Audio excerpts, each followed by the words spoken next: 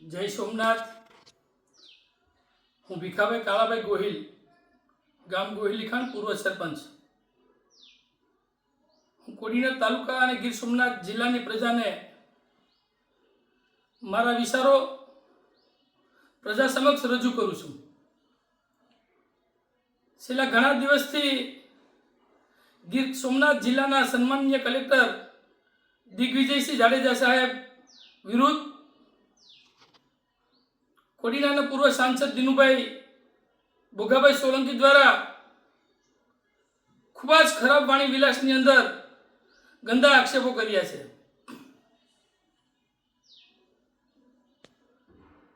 ગંદા વાણી વિલાસના આક્ષેપોથી હું એ ભાઈને પૂછવા માંગુ છું કે ભાઈ, કોણ મોહમ્મદ ગઝની છે અને કોણ મોહમ્મદ ગઝની નથી? આ જિલ્લાના સારા અને સનિષ્ઠ અધિકારીઓ ઉપર ગંદા આક્ષેપ કરી તારી બાહુબલી પણ બતાવવાનું તું બંધ કર. આ કોડીનાર તાલુકાની પ્રજાને તે ખૂબ ઘણા સમયથી કસડવાનું કામ કર્યું છે. તું કારડિયા સમાજની વાત કરે છે, જ્યારે તને જરૂર પડે ત્યારે તું કારડિયા સમાજની વાત કરે છે, ત્યારે સમાજના પગમાં આળોટી જાય છે.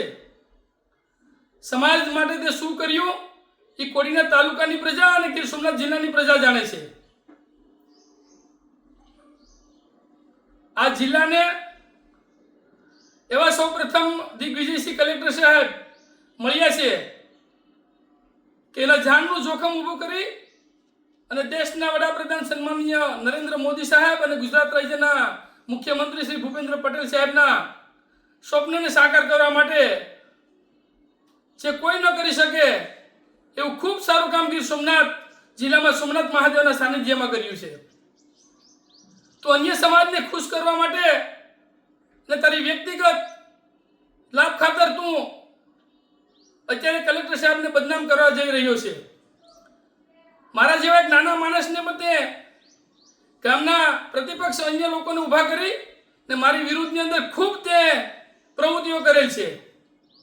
જ્યારે તું પ્રજા પર કરે છે તે લીલા, અમે એક સારી ભાવનાથી બોલીએ તો અમે ચીનાળવા. બસ કર ભાઈ, બસ કર. તને આ તાલુકાની અને જિલ્લાની પ્રજા ઓળખી ગઈ છે. આ તાલુકાની અંદર તારી શું શું માફિયાગીરી છે એ તાલુકાની પ્રજા તો જાણે છે, તો ગુજરાત સરકાર સુધી પણ જાણે છે. આ તાલુકાની અંદર ખનન માફિયા તરીકે પણ મોટું નામ આપનું ઉપજી આવેલ છે. જ્યારે કુદરતી સંપદા ને બચાવવા માટે કોઈ પણ માણસ લડે તો તેને મારી નાખવા માટેના પ્રયત્નો કરેલા છે. આરટીઆઈ સામાજિક કાર્યકર અમિત જેઠવા ની હત્યા પણ નામદાર ગુજરાત હાઈકોર્ટની સામે આપના દ્વારા કરવામાં આવી હતી તેવા આક્ષેપોથી અને ફરિયાદથી આપ જેલની અંદર પણ રહેલા છે. હાલ તમે એમાં જામીન ઉપર છૂટેલા તે મેટર જે સુપ્રીમ કોર્ટની અંદર પેન્ડિંગ છે. ઘણા બધા કિસ્સાઓની અંદર તથ્ય છુપાયેલું છે. તું સાહેબની વિરુદ્ધમાં સીબીઆઈની તપાસ માંગવાના પ્રયત્ન કરતો હોય તો એક સામાન્ય નાગરિક તરીકે ગુજરાત સરકારના મુખ્યમંત્રી અને દેશના સન્માનીય વડાપ્રધાન નરેન્દ્ર મોદી પાસે અમે માંગ કરવા માંગીએ છીએ. કોડીનાર તાલુકાની સમિતિ વતી હું પણ એક દેશના સન્માનીય વડાપ્રધાન નરેન્દ્ર મોદી સાહેબ પાસે માંગણી કરું છું કે સાહેબ, કલેક્ટર સાહેબની તપાસ કરતા હોય તો કરજો, અમે એમાં ના નથી પાડી શકતા. પણ આ તાલુકાના અને જિલ્લાના માયાવીર દિનુભોગા સોલંકીએ કેટલી સરકારી જમીનો, કેટલા નાના માણસોની જમીનો પચાવી પાડવા માટે બેંકોનો ઉપયોગો કર્યા છે. આ તાલુકાની અંદર કેટલી બેનામી સંપત્તિ બનાવી છે. દિનુભાઈ ભોગાભાઈ સોલંકી જ્યારે બાપ દાદાથી નોખા થયા હતા ત્યારે માત્ર 5 થી 7 વીઘા જમીન તેમની પાસે આવી હશે. આજે કરોડો રૂપિયા નહીં પણ અરબો રૂપિયાની સંપત્તિ આપને બનાવેલી છે. હું દેશના સન્માનીય વડાપ્રધાને ફરી વખત વિનંતી કરું છું કે આ ભાઈની પણ જાંચ કરાવો સીબીઆઈ સમક્ષ, તો ખ્યાલ આવશે કે આ ભાઈ પાસે બેનામી સંપત્તિ કેટલી છે. કોઈ પણ માણસ નાના રોટલા ખાતા હોય ને એની રીતે ધંધો કરતા હોય તો તેને કસરી નાખવામાં તારી ભૂમિકા અગ્રેસર રહી છે. આ તાલુકાનો કોઈ પણ એવો વ્યક્તિ નથી કે તારા સામે અવાજ ઉઠાવી શકે. તું હમણાં ગઈકાલના દિવસે અમારા ગામના તત્વોને ઉશ્કેરીને મારી વિરુદ્ધમાં બીભત્સ શબ્દો લખાવે છે. હું ગામના મિત્રોને વિનંતી કરું છું બે હાથ જોડીને કે આ માયાવીરની વાતમાં તમે ન આવો. ને તમારામાં ત્રેવડ હોય તો તમે પણ મારી તપાસ માંગી લીજો. કોઈને ખરાબ કામ કર્યા છે ને કોઈને ખરાબ કામ નથી કર્યા એ આવનારા દિવસોમાં અમે બતાવશું. એટલે મહેરબાની કરીને દરેક ઉપર આક્ષેપ પ્રત્યે આક્ષેપ કરવાનું બંધ કરો. સૌ પ્રથમ આજે શ્રી ગણેશ થઈ ગયા છે.